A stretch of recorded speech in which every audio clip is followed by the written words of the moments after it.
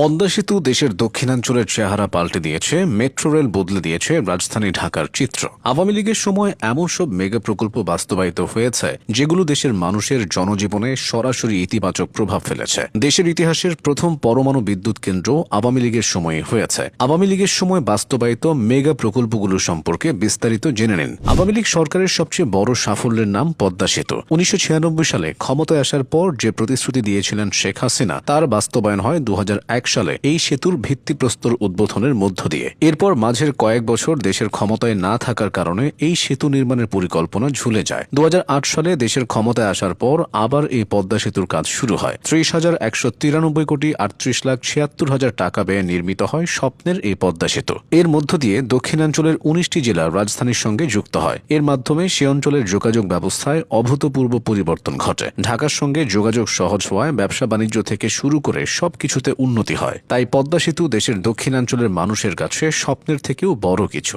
অর্থের হিসেবে দেশের সর্ববৃহৎ প্রকল্প রূপপুর পারমাণবিক বিদ্যুৎ কেন্দ্র। ২০১৬ সালে ১,১৩,০৯৩ কোটি টাকা প্রাথমিক ব্যয়ে এই প্রকল্পের নির্মাণ কাজ শুরু হয়। মূল পরিকল্পনা অনুযায়ী ২০২৪ সালের ডিসেম্বরে প্রথম ইউনিট এবং ২০২৫ সালের ডিসেম্বরে দ্বিতীয় ইউনিট থেকে বিদ্যুৎ পাওয়ার কথা ছিল। তবে গণ অভ্যুত্থানের পর এটা বাস্তবায়ন বিলম্বিত হয় এই লক্ষ্যমাত্রা অর্জন করা সম্ভব হয়নি। বিদ্যুৎ কেন্দ্রটি এখন বিদ্যুৎ উৎপাদনের কাছাকাছি পর্যায়ে রয়েছে। এটি পুরোদমে চালু হলে বাংলাদেশের বিদ্যুৎ খাতে আমূল পরিবর্তন আসবে। পরমাণু জ্বালানি ব্যবহার করে বিদ্যুৎ উৎপাদন করলে সরবরাহ যেমন বাড়বে, খরচও অনেক কমবে। বাংলাদেশের যোগাযোগ খাতে মেট্রো রেল এবং ঢাকা এলিভেটেড এক্সপ্রেসওয়ে এক বৈপ্লবিক পরিবর্তনের সূচনা করেছে। ঢাকার তীব্র যানজট নিরসনে এই দুই মেগা প্রকল্প এখন নগরবাসীর আস্থার প্রতীক। উত্তরা থেকে মতিঝিল পর্যন্ত বিস্তৃত মেট্রো রেল প্রতিদিন লক্ষাধিক মানুষকে যানজটমুক্ত, শীতাতপ নিয়ন্ত্রিত এবং দ্রুততম সময়ে গন্তব্যে পৌঁছানোর নিশ্চয়তা দিচ্ছে। অন্যদিকে ঢাকা এলিভেটেড এক্সপ্রেসওয়ে রাজধানীর ওপর দিয়ে নির্বিঘ্নে যানবাহন চলাচলের পথ তৈরি করেছে।